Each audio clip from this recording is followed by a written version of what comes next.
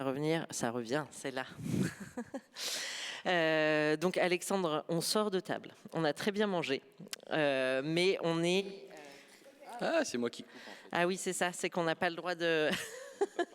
Non, mais je vais peut-être prendre un autre micro. Je vais prendre un autre micro, ça va être plus simple. Je vais vous laisser vous présenter pendant que je vais chercher l'autre micro. Voilà. Alors, j'appuie sur le bouton. Moi aussi, je sors de table. J'ai mangé en 10 minutes. L'intelligence artificielle ne peut pas manger à ma place encore, malheureusement. Je m'appelle Alexandre Barlot. Je travaille à Radio France. Je suis en charge de déployer tout ce qui est outils d'intelligence artificielle auprès des rédactions. Je suis journaliste, j'étais rédacteur en chef à France Info, en charge de tout ce qui était la partie réseaux sociaux. Et voilà à peu près mon parcours. J'ai travaillé en presse quotidienne régionale. Je ne suis pas un Parisien, je suis un vrai provincial, comme disent les Parisiens. Enfin, je viens des régions, comme on dit maintenant. Je viens de Limoges exactement, où j'ai travaillé au Populaire du Centre. Voilà. Je ne sais pas s'il y a des gens de Limoges, mais en tout cas, ouais, fort cœur. Je valide. C'est la famille. Et donc voilà à peu près mon parcours. Et donc depuis cet été, Radio France a voulu adjoindre un journaliste à tout ce qui était déploiement et développement de l'intelligence artificielle pour simplement en fait que je vais me résumer ainsi, je suis une courroie de transmission entre un monde technique qui a son propre vocabulaire, son propre agenda, et un monde éditorial qui a son propre vocabulaire et son propre agenda. Voilà. Et donc je suis entre les deux. Ils sont très chiants les deux. Voilà. Ouais, j'avais rapidement, juste avant qu'on commence, ouvert, j'ai tapé France Info Intelligence Artificielle, et ça donne ça comme résultat. Et j'ai tapé Radio France Intelligence Artificielle, et j'ai vu qu'il y avait une série de podcasts qu'on pouvait aussi écouter à loisir. Oui, je vous recommande d'aller sur le site de France Info et sur le site de Radio France. Il y a d'excellents podcasts. On ne manquera pas dans nos trains respectifs tout à l'heure de se connecter. Donc moi j'ai préparé quelques questions, mais vous serez bien entendu invité à en poser aussi à votre tour, parce que je suis sûre que vous en avez plein qui vous brûlent les lèvres. Alors première question pour poser un petit peu le sujet. Au sein de la rédaction de France Info, où en êtes-vous de l'utilisation de l'IA ? Au sein de la rédaction de France Info, il y a, en termes d'intelligence artificielle, en mode chat GPT, il n'y a pas d'utilisation. Il n'y a pas d'utilisation générative. En revanche, de l'intelligence artificielle, il y en a. Il va y avoir de l'intelligence artificielle pour faire du speech to text, parce que Radio France fait de la radio, et donc tout retranscrire, l'intelligence artificielle est très utile là-dessus. Il va y avoir de l'intelligence artificielle pour pouvoir traiter des rapports du GIEC et les nombreux rapports que l'on reçoit. L'intelligence artificielle va nous permettre de résumer tout ça et de nous catégoriser, de nous ranger un petit peu la chambre sur des documents qui vont faire 80, 100, voire plus, en termes de pages. Sur ça, c'est un gain de temps. Aujourd'hui, on entre dans une phase de test sur de la génération de titres pour le web. Vous savez que, contrairement à la presse écrite, on est en concurrence et on est valorisé par Google, notamment, et principalement. Et donc, on a des règles de SEO à remplir, et l'intelligence artificielle va nous proposer 5-10 titres sur lesquels on pourra choisir afin de faire un titre pour nos pages web. Voilà, et c'est aujourd'hui une phase de test, c'est pas quelque chose qui existe parce que c'est au niveau des red chefs du web et absolument pas au niveau des journalistes qui font les papiers sur le web. Voilà où on en est à peu près à France Info. Et alors, du coup, puisqu'il y a une utilisation, est-ce que vous avez défini une charte d'utilisation, une charte éthique ou déontologique, et est-ce qu'elle s'applique uniquement aux journalistes ou à d'autres métiers au sein de la rédaction, ou au-delà, au sein de la maison ? Au-delà. Alors, oui, on a une charte, ça va faire maintenant 2 mois. Donc elle est très très récente, elle est retrouvée sur le site de Radio France, où tout est expliqué avec les outils qu'on utilise, etc. Vous pouvez y aller voir, il y a des outils qui peuvent vous intéresser. Elle s'applique à tout le monde parce que Radio France, c'est pas uniquement des journalistes, c'est pas uniquement des antennes éditorialisées, c'est aussi des formations musicales, etc. Donc elle s'applique à tout salarié de la maison. Cette charte, elle encadre, en fait. On a une vraie problématique, et c'est pas uniquement à Radio France, c'est dans la profession. C'est aujourd'hui comment on définit notre utilisation de l'intelligence artificielle, alors que l'intelligence artificielle générative avance à la vitesse de la lumière. Et donc, on fait partie des rares médias en Europe à en avoir une. C'est une question qui impacte notre déontologie en termes éditorial, journalistiquement. Il y a aussi le droit. avec le droit européen qui nous impose certaines choses. Donc, c'est très complexe. On en a une. Elle s'applique à tout le monde. Elle a pour but de dire, en fait, on ne peut pas générer de choses automatiquement sans une relecture. Il faut qu'il y ait un regard humain qui valide. Après, ça va permettre aussi d'être utilisé sur de la billetterie, pour toucher d'autres publics, parce qu'on a une mission de service public. Donc l'intelligence artificielle va nous aider aussi à pouvoir aller toucher au-delà du public que l'on a sur certaines antennes. Voilà à peu près ce que dit en sus notre charte. C'est ce que j'ai réussi à trouver, hein, je crois. Si vous voulez prendre le temps de le relire ultérieurement, elle est à télécharger ici, et vous avez vu, je l'ai trouvée assez facilement en cherchant Chartia Radio France dans un moteur de recherche. Donc, vous avez défini des cas d'usage, enfin ce qu'on appelle des cas d'usage maintenant quand on essaye un peu de travailler sur les questions de l'IA. Vous êtes concentré sur des cas en particulier. Il y a la rédaction, du coup, la recherche, la synthèse de rapports. Ouais. Est-ce que vous en avez d'autres comme ça sur lesquels vous des êtes use plus cases, penché? des cas d'usage aujourd'hui sur de l'intelligence, et je reste bien sur de l'intelligence artificielle générative Oui. en mode ChatGPT, parce qu'après on a d'autres outils en intelligence artificielle qui sont différents. On définit au fur et à mesure, c'est-à-dire qu'on s'est constitué, on a ce qu'on appelle Cortex qui est là pour tout ce qui est expérimentation, nouveaux outils au-delà de l'intelligence artificielle au sein de Radio France, et on a à l'intérieur un petit groupe qui s'appelle la CIA, pour la cellule intelligence artificielle. On aime bien les blagues entre nous. Et donc, on aime bien ça dans l'enseignement supérieur aussi, les petits sites. Et donc pour le coup, c'est là où on teste tout. Et donc par exemple la semaine prochaine, on a dans notre back office, on va lancer des tests de génération de titres et de résumés, voir qu'est-ce que ça donne, etc. Parce que l'intelligence artificielle générative est un système probabiliste. Il ne donne pas de réponse juste. Il ne fait pas le travail d'un journaliste et il ne le fera jamais. Mais pour le coup là-dessus, même les experts de chez Apple l'écrivent et le disent haut et fort. Donc, on ne peut pas se fier totalement aux résultats qui nous sont apportés. Donc aujourd'hui, on fait des tests et on voit. Ça va nous faire gagner du temps en fait sur certaines choses. On a énormément d'heures d'antenne qu'on ne valorise pas auprès des différents publics. Et l'idée, c'est aussi de valoriser ces moments d'antenne-là. Donc c'est de produire plus avec moins de force, si on le réduit. Voilà. Mais du coup, hors IA générative, c'est quoi les autres outils auxquels vous faites référence ? On est sur un projet avec l'INRIA. Pour le coup, c'est un projet qui s'appelle StatCheck. Et là, on a ce qu'on appelle des LLM. En gros, c'est les outils d'intelligence artificielle qui sont entraînés sur de la base sémantique et qui vont interroger des bases de données que nous, on a définies. Donc les bases de données, c'est l'INSEE et Eurostat, basiquement. Après, on en pluguera d'autres. Mais en gros, on choisit nos bases de données. Cet outil-là, cette intelligence artificielle-là, va aller scanner les paroles publiques sur Twitter. On a branché que des hommes politiques, hommes et femmes politiques pour le moment. Et cette intelligence artificielle-là va nous dire s'il y a un phénomène statistique. Je prends un exemple et il est très présent dans notre actualité. Il y a trop d'immigrés en France. Il n'y a pas de chiffre en fait dans ma phrase. En revanche, ça peut se référer à une donnée statistique. Et cette intelligence artificielle-là va être en capacité de dire non, il y a une baisse du nombre d'immigrations en France. Parce qu'elle va aller chercher dans la base de données, etc. Et donc ça nous permet, nous, en fait, de pouvoir écouter au-delà de notre invité politique du matin, ça nous permet d'écouter d'autres antennes radio, ça nous permet d'écouter les réseaux sociaux, etc. et de faire remonter ces discours-là, qui sont des discours de fond, qui sont des éléments de langage utilisés par nos politiques pour faire passer une idée, etc. Et donc on fait. Et après, derrière, ça nous permet de faire du débunkage, en fait.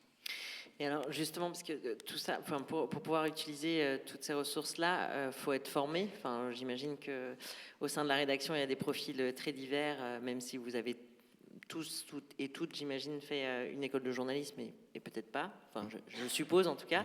Ouais. Ça fait plus ou moins longtemps. Donc, est-ce que vous avez des sessions de formation sur ces questions-là ? Comment vous travaillez là-dessus ? Est-ce que parce qu'il y a le data journalisme, par exemple ? Ouais. Qui peut être un des volets pour mieux appréhender ces questions statistiques ? Alors sur cette question statistique, en fait, c'est juste une interface. Et on va lui dire, on peut lui glisser un audio On peut lui glisser un texte, le discours du président de la République, il va pouvoir nous faire remonter des éléments de langage ou des faits statistiques.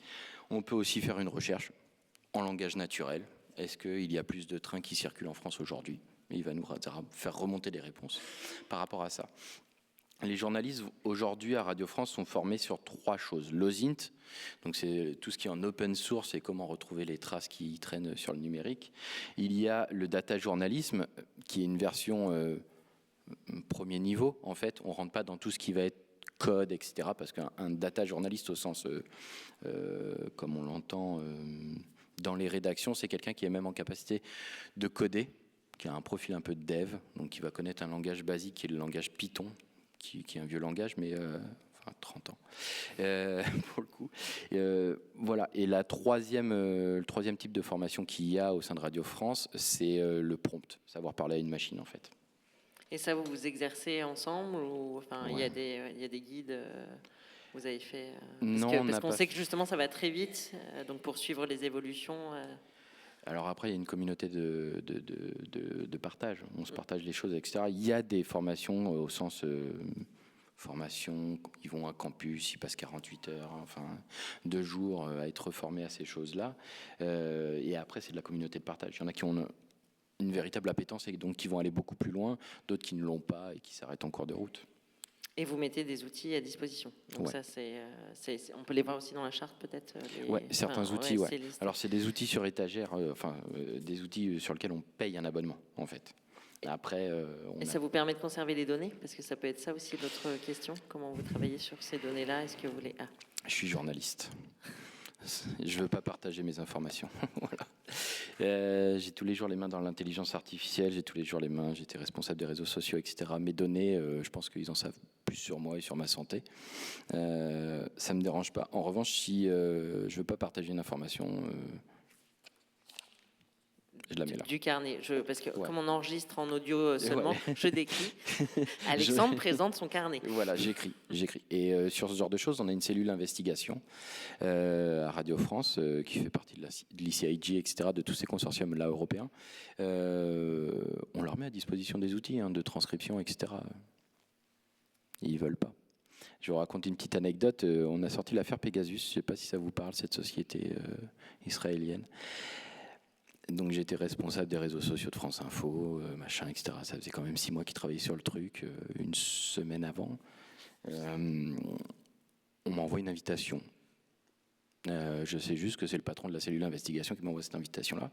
Bon, ok, c'est ce truc, on a des centaines de réunions par jour. Enfin, encore un truc de plus qui va être bien chiant, je me dis. J'arrive à son bureau. Parce que c'était localisé dans son bureau, on me demande de poser mon portable, ma cigarette électronique, tout ça. Je pouvais pas fumer, j'allais avoir une réunion, je pouvais pas vapoter pendant la réunion, j'étais un peu blasé. On me demande d'éteindre mon portable, on le met dans un coffre. Et ensuite, derrière, juste pour me dire, on est 72 heures avant la publication du premier contenu. Et donc il relève nos numéros, etc. Parmi les personnes qui avaient autour de la table, on était une dizaine. Il y en avait 3 qui avaient leur numéro de téléphone vérolé, donc qui étaient sous écoute. Donc en fait, bon, on fait attention. Donc c'est pour ça qu'on reste au papier. C'est ce qu'il y a de mieux. Après, nos données, savoir que j'ai été chez le médecin la semaine dernière, j'en ai rien à faire, franchement, je vous le dis. C'est pas mon problème. Mais sur certaines choses, ouais. Et l'intelligence artificielle peut nous aider sur certaines choses, sera inutile sur d'autres. Et en ce qui concerne la sécurité de nos données, on peut jamais être sûr de rien. Voilà. C'est intéressant d'avoir ce point de vue-là, parce que c'est une question qui se pose beaucoup sur les données de recherche aussi pour nous. Donc, c'était une des questions qu'on se posait ce matin. Je vous propose tout de suite, j'ai encore quelques questions sous le coude, mais si vous voulez poser des questions, Eric a un micro qui peut circuler. Si ça vous fait réagir à tout ce qu'on vient de dire, ou si vous avez besoin de précision, si tout le monde est... Ah, il y a Aude ici et Julien là. Et si juste vous pouvez vous présenter rapidement pour qu'Alexandre sache à qui il répond. Pas de secret des sources ici. Non, ouais, c'est allumé.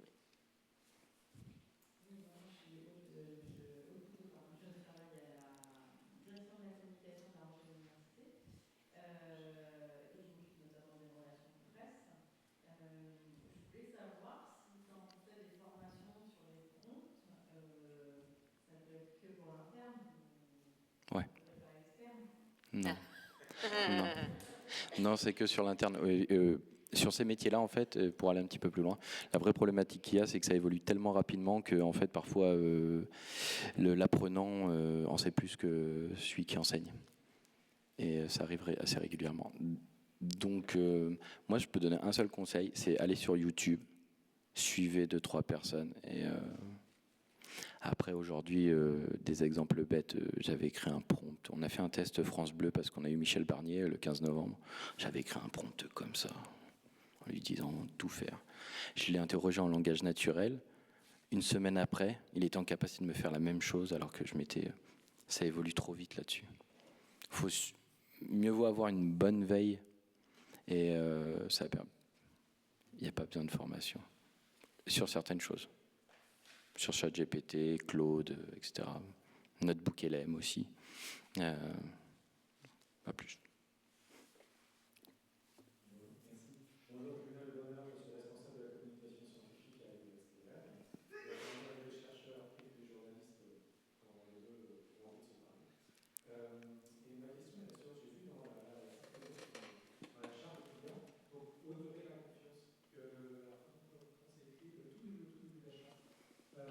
Le lien de confiance. Honorer le lien de confiance avec ses auditeurs. Donc ça, je me pose cette question-là parce que je travaille sur le lien science-société. Le fait d'intégrer l'IA, alors on a bien compris que ce n'était pas l'IA générative pour les contenus journalistiques, mais vous parlez quand même de titres, etc., que vous choisirez.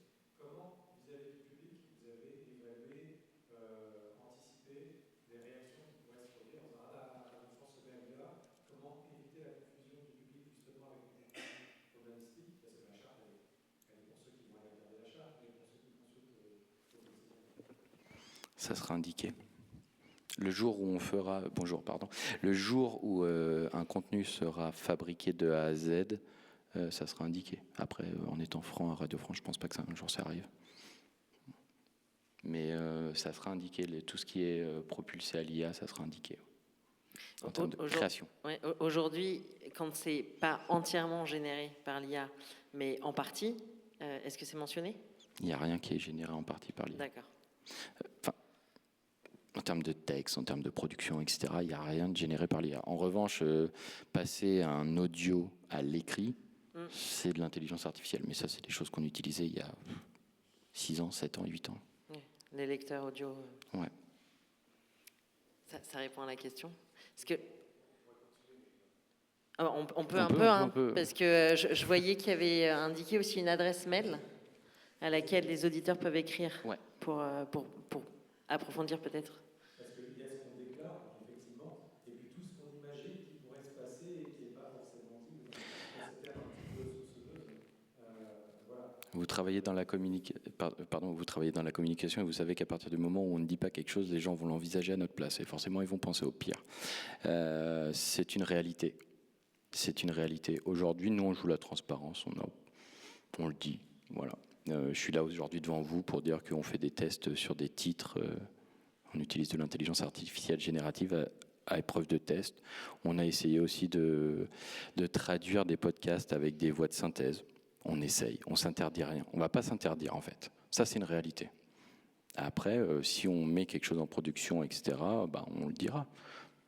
Mais de manière générale, tous, vous voyez, j'étais avec une consoeur à Bruxelles la semaine dernière de chez Arte, elle dit non, on teste tout.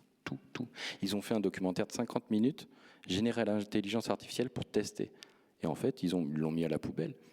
Et ils ont dit, la problématique qu'il y avait dessus, c'était sur la famille Borgia, donc, et le pape Alexandre, si je ne dis pas de bêtises. Il y avait des erreurs sur le mobilier, alors que dans le prompt, ils avaient bien indiqué les choses, etc. Donc, ils n'ont pas trouvé un intérêt sur des images qui peuvent faire par des graphistes habituellement. Ils n'ont pas trouvé un intérêt. Ils ont mis à la poubelle. Et on passe à autre chose. Et en fait, dans les médias aujourd'hui, il y a, en France, je n'en connais pas, comme ça, en parlant de mémoire, j'en connais un en Belgique qui va générer du contenu, notamment C1, avec de l'intelligence artificielle, mais il l'indique. Et après, tout le monde teste au maximum. On ne peut pas s'interdire, on ne peut pas s'arrêter, en fait. Le monde évolue, les choses changent et par rapport à ça, on va pas s'arrêter. En revanche, nous, on a une éthique, on doit toucher tous les Français. On n'est pas un groupe privé, on est un groupe public. On parle à tout le monde. Et donc ça, en revanche, il faut qu'on le garde en tête. Et ce qui est notre éthique de service public aussi. Voilà. Et là-dessus, je pense qu'on se rejoint assez. Mais tu voulais peut-être rajouter quelque chose? Non, c'est bon. Est-ce qu'il y a d'autres? Oui, Céline, à l'autre bout. C'est à ton tour de faire du sport, Eric. Chacun son tour. Ah, tu te... Ouais, ça réchauffe de monter dans cet amphi.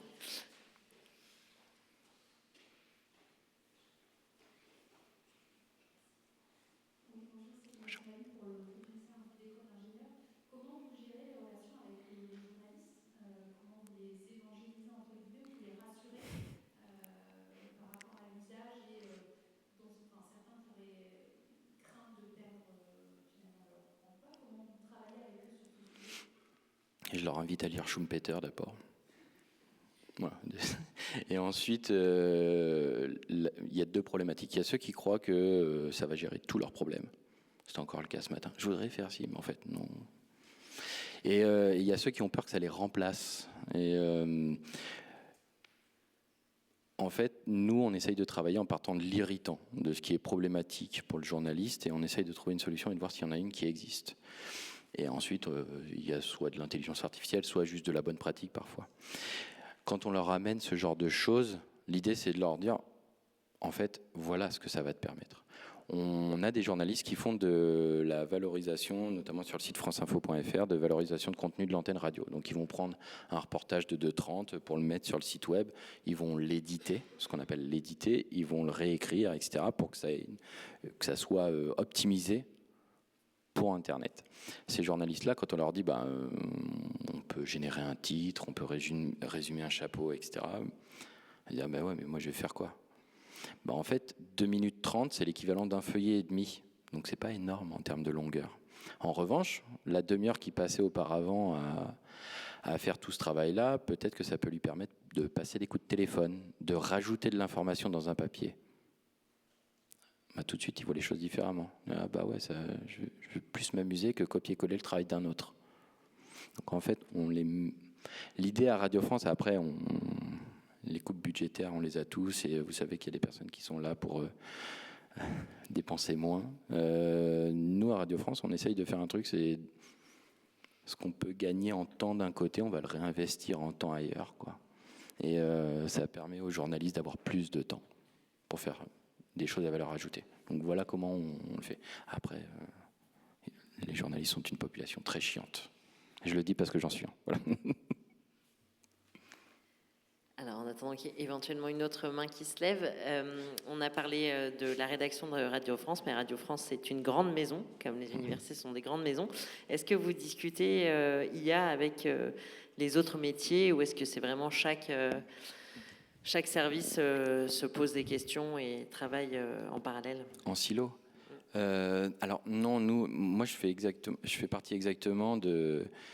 Je suis rattaché à la direction de l'accélération et de l'innovation. Et j'ai un profil journaliste, donc je suis aussi rattaché à la direction de l'information du groupe, mais je suis avec toutes les parties prenantes autour de l'intelligence artificielle. Ce qui veut dire qu'on a des points qui sont quotidiens et on échange toutes nos problématiques. Donc, on a mis en place un bot pour notre DAJ. Donc, c'est un principe d'automatisation, ça va chercher dans la réglementation accord d'entreprise, etc. Et dans Teams, et ça, on interroge en langage naturel dans Teams, ça renvoie une réponse. L'architecture qu'il y a derrière, en fait, on va la réutiliser aussi pour du travail journalistique. Aussi. Aller chercher sur notre base de données en termes d'audio. Est-ce que... je n'ai pas d'exemple concret, mais est-ce que Bruno Le Maire est passé récemment sur France Inter? Voilà. Donc c'est un intérêt pour les journalistes aussi en termes de recherche. Donc les avancées qui sont faites d'un côté sont réutilisées ailleurs, etc. Donc il y a vraiment de la transmission. Coopération là-dessus. Ouais. Okay. Ah, il y a une main juste derrière toi. Regarde, t'as pas besoin de faire trop d'efforts cette fois-ci.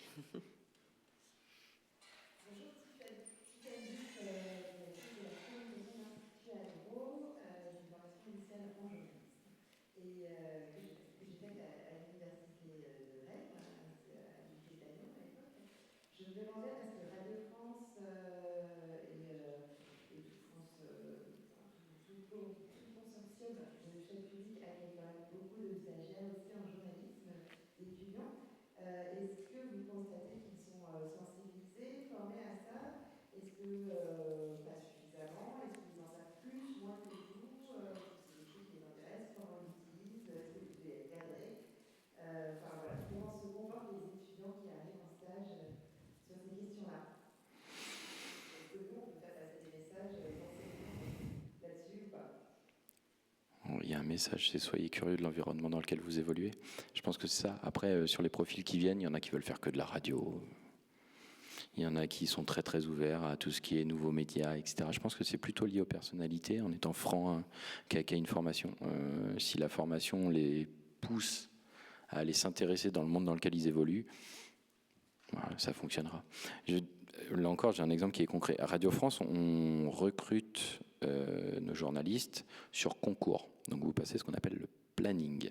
Donc si vous avez eu un peu de chance, vous avez fait 2 ans de pige, vous êtes payé à peu près 60 € pour une journée de travail. Au bout de ces 2 ans-là, vous passez un concours qui s'appelle le planning. Le concours est très très très très dur. Voilà. C'est Radio France.